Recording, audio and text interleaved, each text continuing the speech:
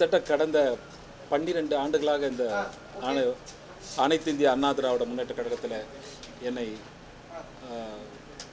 ஒரு தொண்டனாக இணைத்து கொண்ட மாண்புமிகு புரட்சித் தலைவி அம்மா அவர்கள் அவருடைய கட்டளை ஏற்று மிக சிறப்பாக இந்த கழகத்திற்கு ஒரு களங்கம் வராமல் கட்டுப்பாடோடு இருந்து இந்த கழகத்தில் ஒரு தொண்டனாக பணியாற்றியிருக்கிறேன். அம்மாவுடைய இழப்பு யாருக்கு வலியை தந்ததோ யாருக்கு இழப்போ எனக்கு தெரியாது. எனக்கு மிகப்பெரிய காயத்தை ஏற்படுத்தி ஒரு மிகப்பெரிய இழப்பு. அந்த இழப்பை யாராலும் ஈடு செய்ய முடியாது. அம்மா அவர்கள் யாரை அனாதையாக விட்டுவிட்டு போனாரோ தெரியாது. நிச்சயமாக என்னை அனாதையாக விட்டுவிட்டு போய்விட்டார். அதுதான் உண்மை. அந்த சோகம் இன்னும் என் மனதில் அப்படியே இருக்கிற காரணத்தால், நான் தலைவியாக ஏற்றுக்கொண்டவரே இன்றைக்கு இல்லாத காரணத்தால், ஒரு ஆழ்ந்த சிந்தனைக்கு பிறகு, ஒரு நிதானமான ஆலோசனைக்கு பிறகு, நிறைய பேரோடு கலந்து பேசி, இன்று முதல் அனைத்து இந்திய அண்ணா திராவிட முன்னேற்ற கழகத்திலிருந்து என்னை நான் விலக்கிக் கொள்கிற கடிதத்தை பணிவோடு தலைமை கழகத்திற்கு அனுப்பியிருக்கிறேன். முறைப்படியான கடிதம். இதுக்கு முன்னதாக ஒரு தகவல் வந்தது, நான் விலகிவிட்டேன் என்று. அது அதிகாரமற்ற தகவல். இன்றைக்கு நான் சொல்வது அதிகாரப்பூர்வமான தகவல். நான் விலகல் கடிதத்தை தந்திருக்கிறேன். அந்த வழி இன்னும் மனதில் இருக்கிற காரணத்தால், கழகத்திலே நான் இருந்தவரை உண்மையானவனாக, ஒரு ராசியான நடிகர் என்று அம்மாவின் தொண்டர்களால் அழைக்கப்பட்டு, நான் அம்மாவிற்காக பணியாற்றிய அனைத்து தேர்தலுமே கிட்டத்தட்ட உழைத்த அனைவரோடும் சேர்ந்து நானும் உழைத்திருக்கிறேன். அது ஒரு வெற்றி தேர்தலாகவே இருந்திருக்கிறது. கிட்டத்தட்ட அனைத்து தேர்தலுமே அனைத்துமே வெற்றியாகத்தான் அமைந்திருக்கிறது.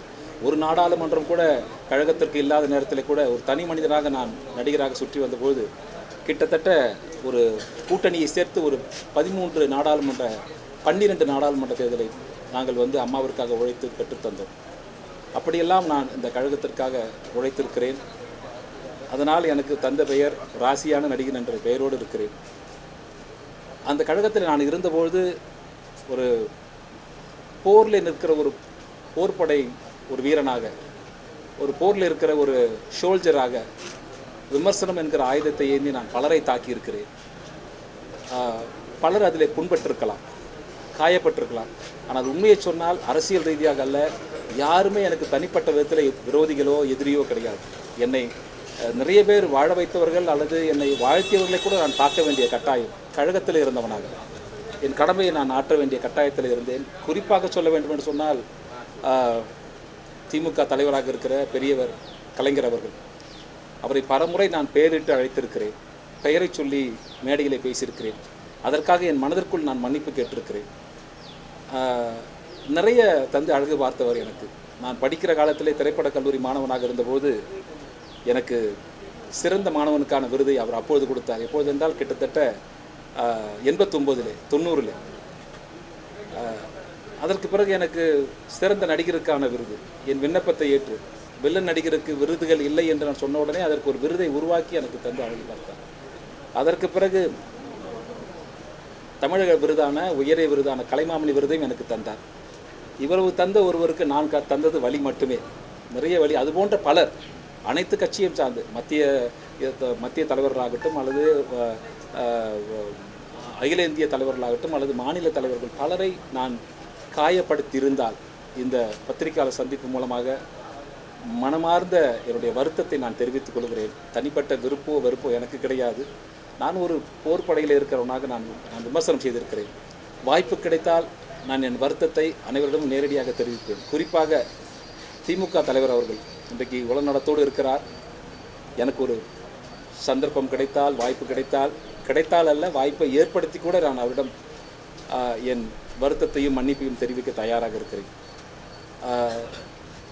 மற்றபடி இன்றைக்கு இருக்கிற சூழ்நிலையை பார்க்கிற போது, நேற்று கூட நீங்கள் தொலைக்காட்சியிலே பார்த்திருக்கலாம், ஒரு அரசாங்க அதிகாரி அம்மாவின் பெயரை பயன்படுத்துவதும், இறந்து விட்டார் என்ற காரணத்திற்காக யார் வேண்டுமானாலும் அவர் பெயரை எப்படி வேண்டுமானாலும் பயன்படுத்தலாம் என்ற நிலை இப்போது வந்திருக்கிறது. அது மிகப்பெரிய வருத்தத்தை, மிகப்பெரிய ஆழ்ந்த வருத்தத்தை நமக்கு வர வைக்கிறது. தொண்டர் மத்தியில் யார் வேண்டுமானாலும் பயன்படுத்தலாம் அவர் பெயரை என்று சொன்னால் அதை அம்மாவின் ஆன்மா பொறுத்து கொண்டு இருக்காது. நான் உண்மையை சொல்ல போனால், இன்றைக்கு அதிமுகவில் இருக்கிற மூத்த உறுப்பினராக இருக்கிற மூத்தவர்களாக இருக்கிற பொன்னையன் அண்ணன் போன்றவர்கள், செங்கோட்டையன் அண்ணன் போன்றவர்கள் எல்லாம் இன்றைக்கு பேசுவதை பார்த்தால் மிக வருத்தமாக இருக்கிறது. தொண்டர்கள் என்னோடு தெரிவிக்கிற கருத்து இது. அதனுடைய முடிவு தான் இந்த முடிவு. எப்படி என்று சொன்னால், இன்னொருவரை உயர்த்தி பேசுகிற உரிமை உங்களுக்கு யாருக்கு வேண்டுமானாலும் இருக்கிறது. அதற்கு ஒரு விலை இருக்கிறது. அந்த விலைக்கேற்ப நீங்கள் உயர்த்தி பேசலாம், வானுயர கூட உயர்த்தி பேசலாம். ஆனால் இன்னொருவரோடு ஒப்பிட்டு பேசுகிற போது அவருடைய ஆன்மாவுக்கு நாம் தவறு செய்கிறோம் என்ற உள்ள உணர்வு நமக்கு இருக்க வேண்டும். தியாகம் செய்தார், தியாக வாழ்க்கை வாழ்ந்தார், இருள் வாழ்க்கை வாழ்ந்தார் என்றெல்லாம் சொல்லுகிற போது சம்பந்தப்பட்டவர் இதை மறுக்க வேண்டும். அப்படியெல்லாம் என்னை அம்மா வைத்திருக்கவில்லை. நான் நன்றாகத்தான் என்னை பார்த்து கொண்டார். அம்மாவிடம் இருக்கிற வாழ்க்கை இருண்ட வாழ்க்கை என்று எனக்கு தெரியவில்லை. அது தியாக வாழ்க்கை என்று எனக்கு தெரியவில்லை. இன்னும் ஒருபடி மேலே போனால் சிறைக்கெல்லாம் சென்றார் என்று சொல்கிற இந்த சரித்திரத்தை எல்லாம் தமிழக அரசியலில் இருக்கிற அனைவருக்கும் தெரியும், தமிழ்நாட்டு மக்களுக்கு தெரியும் யாரால் யார் சிறை சென்றது என்பது. இது போன்ற வார்த்தைகளை பயன்படுத்தும் மூலமாக அவர்களுக்கு என்ன கிடைக்கும் என்பது மக்கள் பொறுத்திருந்து தான் பார்க்க வேண்டும். தயவுசெய்து நான் இன்னும் ஒருவர் சொல்வதெல்லாம், அது அரசாங்க அதிகாரியாக இருந்தாலும் சரி, அரசியல்வாதியாக இருந்தாலும் சரி, தயவு கூர்ந்து அந்த ஆன்மாவிற்கு இழுக்கு சேர்க்கிற செயலை செய்ய வேண்டாம். அவர் இருந்தார், வெறும் கையோடு போயிருக்கிறார். இன்றைக்கு கடற்கரையில் உறங்கி கொண்டிருக்கிறார். அவர் ஆன்மா இன்னும் இருக்கிறது.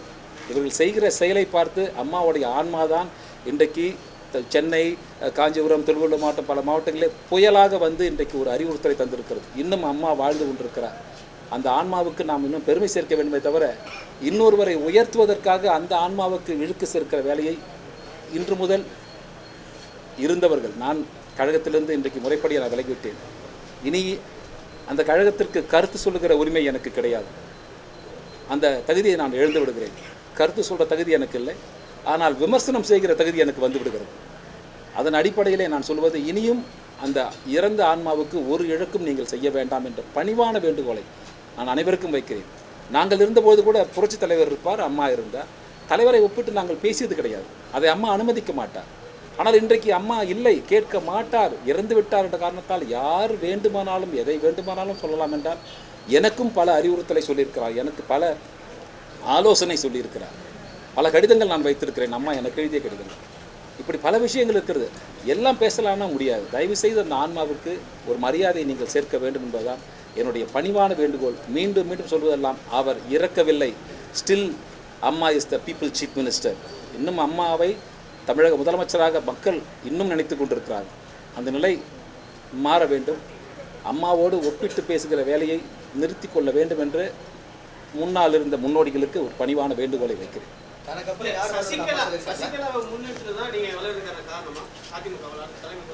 நிச்சயமாக இல்லை. எனக்கு தனிப்பட்ட வெறுப்போ யார் மீது வெல்லை என்று சொல்லிவிட்டேன். I don't have any personal enmity with anyone else. யாரோடும் எனக்கு வெறுப்பு. அவரை நான் சந்தித்ததே மிக குறைவு. நான் முன்னால் சொன்ன கருத்து இந்த நேரம் சரியான நேரம் இல்லை என்று தான் நான் கருத்து சொல்லியிருந்தேன். அந்த கருத்துக்காகவோ என்னவோ நாளை நடக்கவிருக்கிற பொதுக்குழுவில் எனக்கு அழைப்பில்லை. அழைப்பு ஏன் இல்லை என்று கேட்க நான் விரும்பவும் இல்லை.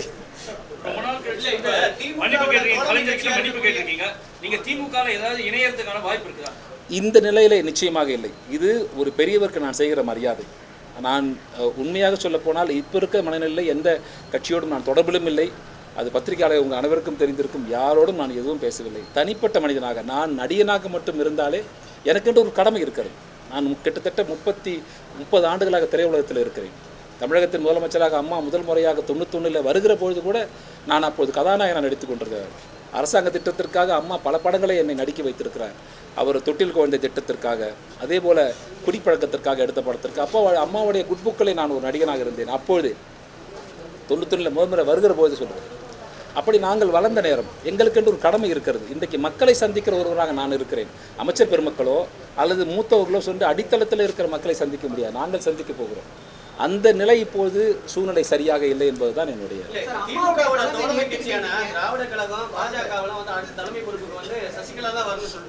யாருங்க? திமுக. சரி, இந்த நேரத்துல இக்கட்டான நேரத்துல அதிமுக அதுக்கு தலைமை பொறுப்பு சசிகலா தான் வரும்னு சொல்லியிருக்காங்க. பிஜேபி சேர்ந்த இலக்கணிச்சு முக்கிய நிர்வாகிகள் சொல்லிட்டு இருக்காங்க. இந்த நிலையில நீங்க அதிமுக விலகுறீங்க, என்ன காரணம் சார்? இந்த சூழ்நிலை இது நான் எடுக்கிற முடிவு, சொன்னது அவர்களுடைய முடிவு. அவர்கள் எதை நினைக்கிறார்களோ அது அவருடைய முடிவு. நிச்சயமாக யார் வந்தாலும் நாளைக்கு பொதுக்குழுவில் நிச்சயமாக யாரோ ஒருவரை தேர்ந்தெடுக்கக்கூடும். தேர்ந்தெடுக்கிற யாராக இருந்தாலும் அவருக்கு என்னுடைய வாழ்த்துக்கள். அவ்வளவுதான். கட்சியில் இருந்தவனாக இந்த நிமிடத்திலிருந்து நான் முறைப்படி என் கடிதத்தை அனுப்பிவிட்டேன். அதை ஏற்றுக்கொள்வார்கள் என்று நம்புகிறேன். பார்க்கலாம். எதிர்காலத்தை பற்றி நான் இப்பொழுது பேச முடியாது. நான் கட்சிக்கு அப்பாற்பட்டவனாக தெரியவில்லை, எனக்கு தெரியவில்லை. நிச்சயமாக அரசியல் பயணம் அரசியலிலே இருக்க வேண்டுமா அல்லது நடிகனாக மட்டுமே இருக்க வேண்டுமா அல்லது அரசியல் ஏதாவது ஒன்றை ஈடுபட வேண்டுமா என்ற அனைத்து முடிவையும் இத்தனை நாள் நான் கொடுத்த கருத்திற்கு எனக்கு ஆறுதலாக செய்திகளை சொன்ன தமிழ்நாட்டு மக்களுக்கும் இளைஞர்களுக்கும் குறிப்பாக மாணவர்களுக்கும் மாணவிகளுக்கும் அனைவரோட கையிலே தருகிறேன். நான் என்ன செய்ய வேண்டும் என்பதை அவர்களே முடிவெடுக்கட்டும். அவர்களே உங்களைப் போல தொலைக்காட்சிக்கு செய்தி அனுப்பட்டும். நான் என்னவாக இருக்க வேண்டும் என்று அவர்கள் விரும்புகிறார்களோ அதன்படி இருப்பேன். இல்லை, நிச்சயமாக இல்லை, அதெல்லாம் சொல்லலை. யாரோடெல்லாம் தொடர்பு வைத்துக் கொள்ள வேண்டும் என்று சொல்லியிருக்கிறார். அது சொல்லுகிற நேரம் இது அல்ல. ஆமா,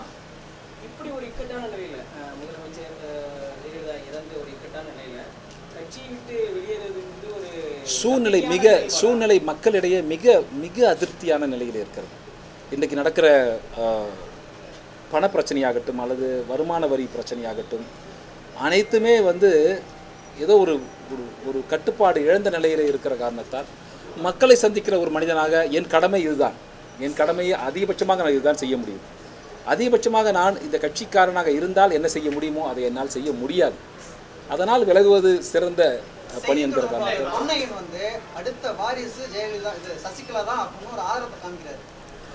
அதுதான். அண்ணன் அவர்கள் மூத்தவர். அவர் பொன்னையன் அவர்கள் மூத்தவர். அவரை நான் அன்போடு கேட்பதெல்லாம்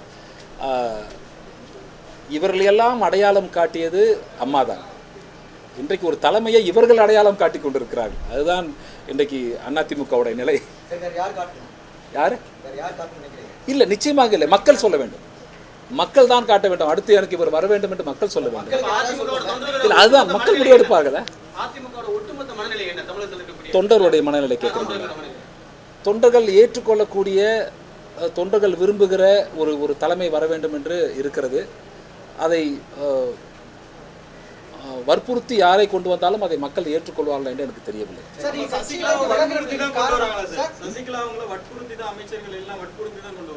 தெரியவில்லை. யாரும் யாரையும் வற்புறுத்த முடியாது. யாரும்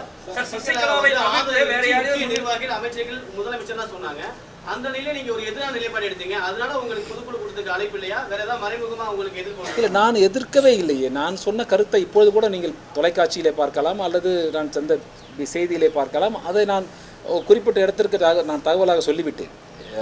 நான் சொன்னதிலே நேர் வழியிலே போனால் மரம் விழுந்து கிடக்கிறது, புயல் அடித்திருக்கிறது, உங்களுக்கு நிறைய காயப்படும், அடிபடும். சுற்றி போனால் வீட்டுக்கு காயப்படாமல் போயிடலான்றதுக்காக தான் சொன்னேன். சற்று காலதாமதம் எடுத்து நிதானமாக செய்ய வேண்டும் தான் சொன்னேன். நான் இத்தனை காலம் எடுத்தது கூட நிதானமாக யோசித்து என்னால் என்ன செய்ய முடியும். இனி ஒரு பொது மனிதனாக நான் மக்களை சந்தித்தால் மக்கள் கேட்கிற கேள்விக்கு நான் பதில் தர முடியாது. புரியல. இல்லை, நான் இப்பொழுது கட்சியிலிருந்து விலகிவிட்டேன். இனிமே அதை கட்சியை பற்றி கருத்து சொல்ல எனக்கு உரிமை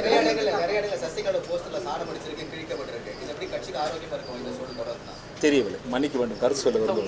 தமிழக முதலமைச்சராக இருக்கிற ஓ பன்னீர்செல்வம் பதவி விட்டு விலகுவார் என்று அதிமுக முன்னணி பொறுப்பாளர்களும் முன்னணி அமைச்சர்கள் சொல்றாங்க. அது எப்படி பாக்குறீங்க? ஒரு அமைச்சராக இருந்து ஒரு முதலமைச்சரை பற்றி கருத்து சொல்வது கான்ஸ்டிடியூஷனல் ரைட்ஸ் அல்ல, முறைப்படி தவறு. இன்றைக்கு உதயகுமார் என்பவரெல்லாம் உதயகுமாரை போன்ற ஒரு அரசியல்வாதி எல்லாம் இன்றைக்கு ஏதோ ஒரு லாபத்திற்காக, சுய லாபத்திற்காக பேசுகிற வார்த்தை. ஒரு அமைச்சராக இருந்து கொண்டு ஒரு முதலமைச்சரை விமர்சனம் செய்வது சட்டப்படி தவறு. பொறுத்திருந்து பார்க்கிறோம். அமைச்சர்கள், சட்டமன்ற உறுப்பினர்கள், மாவட்ட செயலாளர் அனைவருமே உறுதிமனதாக சசிகலா தான் வரணும் அப்படின்னு சொல்லிட்டு கடிதங்கள் மூலமாகவும் தீர்மானங்கள் போட்டு கொடுக்குறாங்க. ஆனால் ஒரு சில நபருக்காக தீர்மானம் போட்டு கொடுக்குறாங்களா அல்லது போட்டு கொண்டு வர சொல்லுகிறார்களா என்பதை அப்போ நீங்கள் போட்டு கொண்டு வர சொல்ல தெரியல, எனக்கு தெரியல. நான் வழக்கமாகவே நிறைய பேசுவேன். நீங்கள் நிறைய கேட்டீங்கன்னா நிறைய பேசிடுவேன். அதற்கான நேரம் இன்னும் நிறைய இருக்குன்னு நினைக்கிறேன். மன்னிக்க வேண்டும். நான் இதுவரை கட்சிக்காரனாக அதற்கு ஆதரவு தெரிவித்தவன் கிடையாது. இப்போது நான் சொல்கிறேன், எத்தனை பேர் கேள்வி கேட்டாலும் அத்தனை பேருக்கும் பதில் தர வேண்டிய கடமை மக்களாக இருந்த வாக்களித்த மக்களுக்கு கேள்வி கேட்டால் அதற்கு பதில் தர வேண்டிய கடமை அனைவருக்கும் இருக்கிறது. சார், அதிமுகவுடைய பொதுச் செயலாளரையும் தாண்டி தமிழ்நாட்டுடைய முதல்வராக வர வேண்டியது சசிகலா வந்து அமைச்சரும் சட்டமன்ற உறுப்பினரும் வலியுறுத்துறாங்க. இதை எப்படி பார்க்குறீங்க? ஒரு தனி மனிதரை வலியுறுத்துவது அவரோட சொந்த விருப்பம். அமைச்சர்கள் வலியுறுத்துறாங்க, சட்டமன்ற உறுப்பினர் வலியுறுத்துறாங்க. அது அமைச்சராக இருந்து கொண்டு அதை வலியுறுத்தக்கூடாது. அமைச்சராக இருந்து கொண்டு ஒரு முதலமைச்சர் கீழ் பணியாற்றுகிற போது that is not a constitutional right. முதலமைச்சராக இருக்க பன்னீர்செல்வம் வந்து இது வரைக்கும் அவர் முதலமைச்சர் அறையில போய் உட்காராம அவரோட பழைய அறையிலே கண்டினியூ பண்றாரு. அதை பத்தி உங்களோட கருத்து என்ன சார்? அவர் தலைமைக்கு தருகிற மரியாதையாக கூட இருக்கலாம்.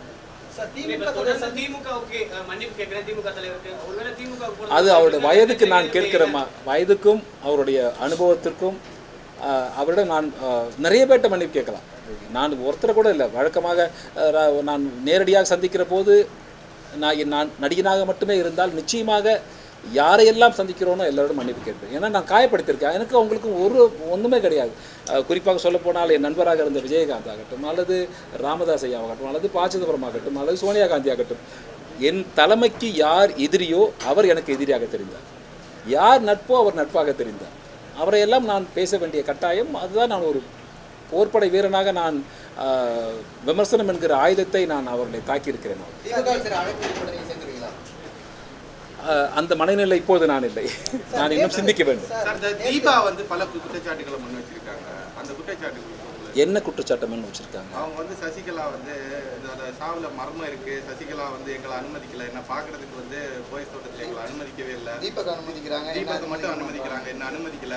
அதுக்கப்புறம் இறுதி சடங்கு செய்யறதுல எனக்கு ஒரு உரிமை இருக்கு, அது எனக்கு தரல. அந்த மாதிரியான குற்றச்சாட்டுகள் பல வச்சிருக்காங்க.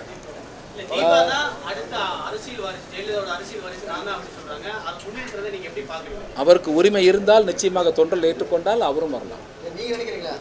இல்லை, நான் இப்போது கருத்து சொல்ல விரும்பவில்லை. ஆனால் அவர் இரத்த சம்பந்தமாக இன்றைக்கு அம்மாவுக்கு இருக்கிற ஒரே உறவு அவர்தான்.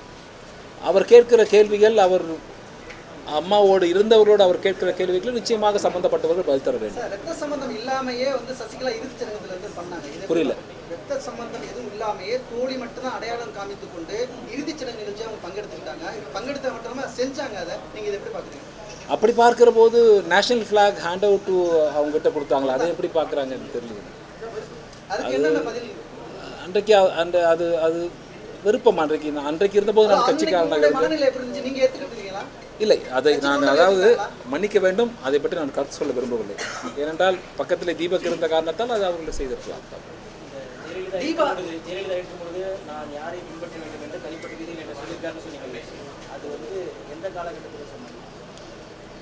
நான் கட்சியில் இணைந்த போது, கட்சியில் இணைந்து கிட்டத்தட்ட நான் 2005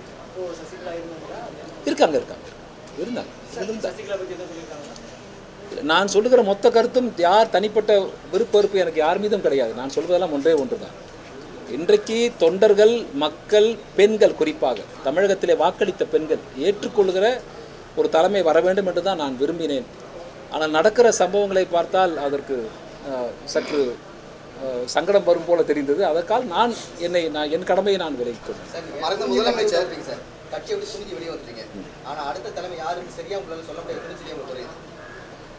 அடுத்த தலைமை இல்லை, கட்சிக்கு அப்பாற்பட்டவனாக நான் கருத்து கூற விரும்பவில்லை. நான் ஒரு பொது மனிதன். இப்போ நான் நடிகன். இப்போ என்ன மாதிரி ஒரு நடிகரை போய் கருத்து கட்டிக்கினா சொல்ல மாட்டாங்க. அதே தான் நானும் சொல்கிறேன். இப்போ இந்த நிமிடம் வரை நான் கட்சியை விட்டு விலகிவிட்ட காரணத்தால் நான் ஒரு நடிகராக மட்டுமே இருக்கிறேன். இப்பொழுது யார் வந்தாலும் வாழ்த்துக்கள். ஆனால் இல்லை, நிச்சயமாக இல்லை. வெங்கையா நாயுடு அவர்கள் பல செய்தியாளர் சந்திப்பிலே இல்லை தனிப்பட்ட முறையில் பார்க்கும்போது ஒரு கருத்தை வந்து சுதந்திரமா முன்வைக்கக்கூடிய ஆனந்தராஜை தான் பார்த்துருக்கேன். இந்த மாதிரியான தயக்கமான ஆனந்தராஜை பார்க்கவே இல்லையா? இல்லை, அது இன்னும் அதற்கு இன்னும் காலகட்டங்கள் இருக்கிறது என்று எதிர்பார்க்கிறேன். நிச்சயமாக தீபா வந்து கட்சியுடைய முக்கிய நிர்வாகிகளை தான் அரசியலுக்கு வரவேற்று இருக்காங்க. அழைக்கிறதுக்கு வாய்ப்பு இருக்கா? நிர்வாகிகள் அழைத்தால் அவர் போகலாம். அனைவருக்கும் உரிமை இருக்கிறது. அரசியலுக்கு வருவதற்கு 7 பேர் இருந்தால் ஒரு சங்கம் ஆரம்பிக்கலாம், 100 பேர் இருந்தால் கட்சி ஆரம்பித்து விடலாம். இல்லை, இப்பொழுது அந்த நிலையில நான் இல்லை. நாளை மாறலாம், அல்லது எது வேணாலும் நடக்கலாம். நாளை மக்கள் சொன்னார் நிச்சயமா இல்லை, கஷ்டப்படுத்த மாட்டேன், கவலைப்படாதீங்க. இல்லை இல்லை, அந்த அந்த அந்த தயக்கம் இல்லை. இப்பொழுது இந்த ப்ரெஸ் மீட்டுக்கு முக்கிய காரணமே நான் கழகத்திலிருந்து மரியாதையோடு நான் விலகி இருக்கிறேன் என்று சொல்லுகிற ப்ரெஸ் மீட் மட்டும்தான். ஒரு அறிக்கை கூட அமைச்சிருக்கலாம். இது நான் அறிக்கையை வச்சுருக்கேன், கையில் கொடுக்க போகிறேன் உங்கள்கிட்ட. ஏன்னா இதில் வந்து நீங்கள் நிறையா கேள்வி, எனக்கு வந்து என்னை காயப்படுத்தியது நேற்றைக்கு ஒரு ஒரு ஒரு தொலைக்காட்சியை நான் பார்க்குற போது ஒரு ஒரு ஒரு அரசு அதிகாரி வந்து அம்மாவின் பெயரை பற்றி பேசியது மிக வலியை தந்தது. யார் வேண்டுமானாலும் பேசலாம் இந்த ஆன்மாவை பற்றி, இறந்து விட்டார், சாட்சியே இல்லை என்பதற்காக பேசலாம் என்பது அல்ல. அந்த ஆன்மா இன்னும் உயிரோடு இருக்கிறது.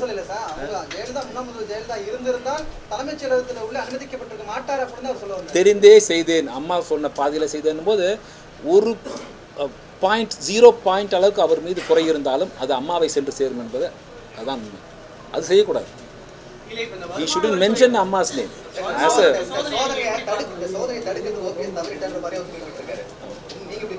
அதற்கு பதில் தர வேண்டியவர் முதலமைச்சர் தான். நான் உங்களோட பிரில்லியன்ட். ஓகே, இல்லை அவர் தான். நான் சொல்ல முடியாது, நான் அரசியலும் இல்லை, அதிகாரத்திலும் இல்லை, எதுவுமே கிடையாது.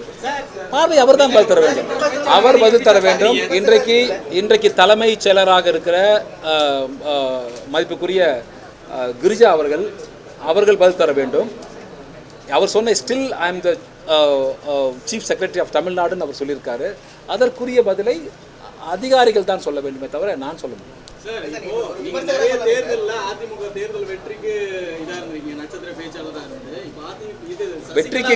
வெற்றிக்குன்னா நான் ஒரு அணிலை போல, ராமர் சீதையை தேடி போகிற ஒரு அணிலை போலத்தான் இருந்தேனே தவிர வெற்றிக்கு ஒரு காரணமாக இருந்தேன், மக்களை சந்தித்தேன், அவ்வளவுதான். இப்போ சசிகலா தலைமையேற்ற பிறகு ஆனந்தராஜுக்கு அழைப்பு விடுத்தால் அதிமுகவில் மீண்டும் நட்சத்திர பேச்சாளராக தொடருவாரா, கழகத்தில் சேருவாரா? இனி அந்த கட்சியிலே மீண்டும் இணைய வேண்டுமா என்பதற்கான எண்ணமெல்லாம் இப்பொழுது எனக்கு இல்லை. அது பார்க்கலாம். சற்று காலம் நான் உங்களோடு நடிகனாக மட்டுமே இருக்க வேண்டும் என்று விரும்புகிறேன். நாளை ஆண்டவன் கட்டளை எப்படி இருக்கும் என்று தெரியாது, மக்களுடைய கருத்து எப்படி இருக்கும் என்று தெரியாது. முன்னாள் முதல்வர் ஜெயலலிதா மறைவுக்கு பிறகு தலைமைச் செயலாளர் வீட்டில் நடந்த வருமான வரித்துறை சோதனை எப்படி பார்க்குறீங்க? அரசியல் ஆதாரம் இல்லாமல், அடிப்படை ஆதாரம் இல்லாமல் வந்து இன்கம் டேக்ஸ் போக மாட்டார்கள் என்று நான் நம்புகிறேன். அதாவது அது வந்து பெரிய நெட்வொர்க். அவர் வீட்டில் நடக்கிறது வேற, தலைமைச் செயலகத்திலே ரைடு இருக்கு, அதுதான். எங்கே வேண்டுமானாலும் போகலாம் என்பதுதான் இன்கம் டேக்ஸோடைய ரைட்ஸ். அது அவங்க எங்கே வேணாலும் ரைட்ஸ் பண்ணலாம், அப்படி சொல்ல வரல. எங்கே வேணாலும் போகலான்னு சொல்ல வரேன். எந்த இடமா இருந்தாலும், அதாவது உங்களுடைய பையில ஒரு கவர் எடுத்து அந்த கவரில் ஒரு பேர் இருந்தால் அந்த பேர் யாருன்னு கேட்டு கூட விசாரணை பண்ணலாம். அதுதான் இன்கம் டேக்ஸோட ரைட். இப்போ என்னுடைய கவரில் ஒரு பேர் இருக்குது, நான் 10 பேர் எழுதி வச்சிருக்கேன்னா அந்த 10 பேர் வீட்லேயும் போய் என்கொயரி பண்ணலாம். அதுக்கான யார் பேர், அவர் மகன் பேர் இருக்காங்க, மகன் வந்து அப்பா வீட்டுக்கு போவாங்க. இப்போது எனக்கு ஒரு ரைடு வருது என்றால் இல்லை பாண்டிச்சேரியில் என்னோடய தாயார் வீட்டில் போய் பார்ப்பாங்க, அங்கேயும் போய் பார்ப்பாங்க. என் சொந்த அது அப்படி தான் நெட்வொர்க் பண்ணுவாங்க. அதனால் ஒன்றும் தவறு இருப்பதாக எனக்கு தெரியவில்லை. என்ன வேறு ஏதாவது ஸ்பைஸாக கேட்கணும் சொல்லுவாங்க. இல்லை, நிறைய நேரம் இருக்கிறது, அதனால் நிதானமாக பதில் சொல்லுவேன். நிறைய நேரம் இருக்கிறது, இன்றைக்கே எல்லாம் சொல்ல முடியாது. இல்லை,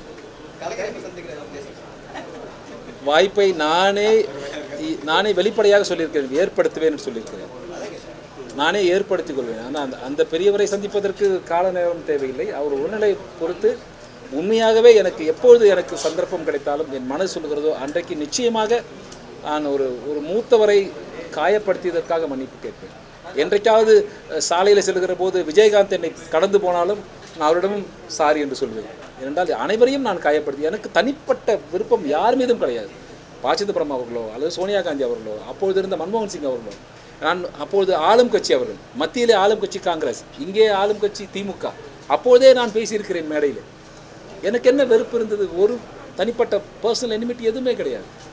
நான் சார்ந்திருந்த கட்சிக்காக நான் விமர்சனம் செய்திருக்கிறேன். ஆனால் இன்றைக்கு இருக்கிற சூழ்நிலையிலே நான் அதிமுகவை மக்களை சந்திக்க போகிற போது நான் கேள்விக்குரிய மனிதனாக மாறிவிடுவேன். அதனால் நான் தயவுசெய்து என் கடமையிலிருந்து விலகவில்லை. இந்த கஷ்டமான நேரத்திலே நான் என்னை விலக்கிக் கொள்ள விரும்புகிறேன். நான் சொல்லிவிட்டேன், மக்கள் விருப்பம் தான். இது இல்லை, நான் அந்த விருப்பம் இல்லாமல் என் தனிப்பட்ட விருப்பம் என்று ஒன்று கிடையாது. மக்கள் எதை விரும்பி இன்றைக்கி தான் ஒரே விஷயத்தில் போடுறாங்களே எல்லாருமே. சோஷியல் மீடியா வெரி கிளியர், அவங்க உடனே அனுப்புவாங்கல்ல, அதை பொறுத்து என்னுடைய செயல்பாடுகள் இருக்கும். நிறைய புரியலங்க. நான் நான் நான் முதல்ல கொடுத்த அந்த அறிக்கைக்கு ஆதரிச்சாங்களா எதிர்ப்பலையான்னு உங்களுக்கு தான் தெரியும், நீங்கள் தான் சொல்லணும். நான் கொடுத்த அந்த அந்த ஒரு சின்ன ஒரு ஒரு என்ன சொல்கிறது கருத்து, நான் சொல்லிடுறேன் அந்த கருத்து. நான் கட்சியில் இருக்கும்போது கருத்து சொல்லலாம், அந்த உரிமை எனக்கு இருக்கும். அந்த கட்சியை விட்டு விலகிய பிறகு நான் கருத்து சொல்ல முடியாது, விமர்சனம் செய்யலாம், விமர்சிக்கிற மாதிரி ஆகிடும். அதனால் தயவு கூர்ந்து நான் இந்த ப்ரெஸ் மீட் கூட என்னுடைய இன்றைக்கு தொலைக்காட்சியை சந்திக்காத அதிமுக மூத்தவர்கள் கூட இன்றைக்கி தொலைக்காட்சியில் அமர்ந்து பேசுகிற கட்டாயம், இந்த தைரியம் அவர்களுக்கு யார் கொடுத்தது? அம்மா இல்லை என்ற தைரியம். யாரு இப்போ நான் எது சொன்னாலும் விமர்சனமாக தெரியும். இன்றைக்கு கேட்குறீங்களா? இப்போ தானே விலகு 5 நிமிஷம் ஆச்சு, இனிமேல் கேட்டு சொல்கிறேன். தமிழகத்தினுடைய முன்னாள் முதல்வர் ஜெயலலிதா இறந்தது பிறகு பாரதிய ஜனதாவுடைய தலையீடு அதிகமாக இருக்குன்னு பரவலாக பேசப்படுகிறது. இது எப்படி பார்க்குறீங்க? அது இந்த கட்சியும் அந்த கட்சியும் ஒத்துக்கொள்கிற விஷயம். ஏற்றுக்கொள்ளாமல் ஒரு விஷயம் நடக்காது, ஏற்றுக்கொண்டால் ஒன்று நடக்கும். என் வீட்டுக்கு நீங்கள் வரீங்கன்னா நான் கூப்பிட்டு தான் வந்திருக்கீங்க. நீங்களாக வந்து நிற்கிறது ஒரு நேரம் வரும், அப்போ நீங்களாக வந்து நிற்கிற ஒரு நேரம் வரும். புரியல என்ன விருப்பம்? நெருக்கம் காட்டியது தான் அதுவும் ஒரு விருப்பம் எடுத்துக்கலாமா? என்னுடைய விருப்பம் அதில் ஒன்றும் கிடையாது. எனக்கு என்ன விருப்பம் இருக்கு? எனக்கு என்ன விருப்பம் வேண்டி கிடக்கு? புரியல. என்ன சாப்பிட்டீங்களா எல்லாரும்? பசியில் இருக்கீங்களா? இதுவரைக்கும் எல்லாரையுமே வந்து துணிச்சலா வந்து விமர்சிக்கக்கூடிய ஆனந்தராஜ் வந்து இன்னைக்கு விமர்சித்தவங்க எல்லாம் மன்னிப்பு கேட்கிறாங்க அப்படின்னா இல்ல அது மன்னிக்க வேண்டும். அது ஒரு மனித இயல்பு. மன்னிப்பு கேட்பது ஒரு மனித பண்பு, மன்னிப்பது இன்னும் அதை விட நல்ல பண்பு. தயவு செய்து நான் சொல்லுகிறேன், நான் மன்னிப்பு கேட்பேன் என்பதற்காக நான் வந்து ஒரு கட்சியை சார்ந்து பேசுகிறேன் என்பதல்ல. ஒரு மூத்தவருக்கு நான் செய்கிற மரியாதை. இன்னும் அவர் அவர் அவர் அவர் இருக்கிறார் என்றால் அது அது நான் இன்னும் மன்னிப்பு கேட்பதான வாய்ப்பு எனக்கு இருக்கிறது என்று தான் நான் நினைக்கிறேன். அவ்வளவுதான். வேற தனிப்பட்ட விதத்தில் சொல்லப்போனால் நான் சொன்னதை போல எனக்கு அவ்வளவு விருதுகளை தந்து அழகு பார்த்தவர். அவரை நான் அரசியல் ரீதியாக நான் எதிர்த்திருக்கிறேன். தனிப்பட்ட எந்த விருப்பம் இல்லாத காரணத்தால் நான் நிச்சயமா அதிமுக இருந்திருந்தால் அந்த கட்சிக்கு கட்டுப்பட்டு தான் நான் இருந்திருக்க வேண்டும். ஒரு தொண்டனாக நான் கடமையை நிச்சயமாக செய்தேன். சொல்லப்போனால் என் ஆடையிலே கூட கருப்பு சிகப்பு வந்துவிடக்கூடாது, வேறு கட்சிகளுடைய கலர் அப்படியெல்லாம் இருந்தவன் நான். இன்னும் என்னோட பார்த்தா இங்கே செடி இருக்கும், செடியில் வந்து ஒரு ரெட்டையில மாதிரி ஒன்று இருந்துச்சு, அதை கூட ஃபோட்டோ எடுத்து வைத்திருக்கிறேன். நான் என்னுடைய செயல்பாடுகள் சொல்லப்போனால் வெளிப்படையாக சொன்னால் வேறு தொலைக்காட்சிகளுக்கு செய்திக்கு போவது கூட நான் சிந்திப்பேன் நடிகனாக இருந்து. ஏனென்றால் இது என் தலைமையை பாதிக்கும், என் தலைமையை நோக்கடித்து விடக்கூடாது, இப்படித்தான் சிந்தித்தேனே தவிர இன்றைக்கு கட்சியில் இருக்கிற மூத்தவர்கள் துணிந்து வந்து இன்றைக்கு தொலைக்காட்சியில் பேசுகிறான்னு சொன்னால் பேசுகிறார்களா அல்லது பேசுவதற்கு உந்தப்படுகிறார்களா என்று தெரியவில்லை. அந்த தைரியம் கூட இன்றைக்கு அம்மா இல்லை என்பதுதானே. யாருக்கு வரலாம் தெரியல. இப்போ அவங்கெல்லாம் பேசுறது பொறுத்து பார்த்தா இல்லைன்னு நினைக்கிறேன்.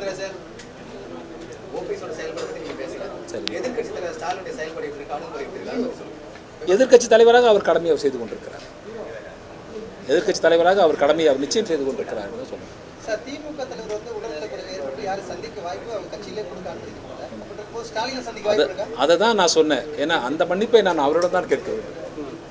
அந்த மன்னிப்பை நான் வேற யார்ட்டையும் கேட்க முடியாது. ரொம்ப ரொம்ப நன்றி.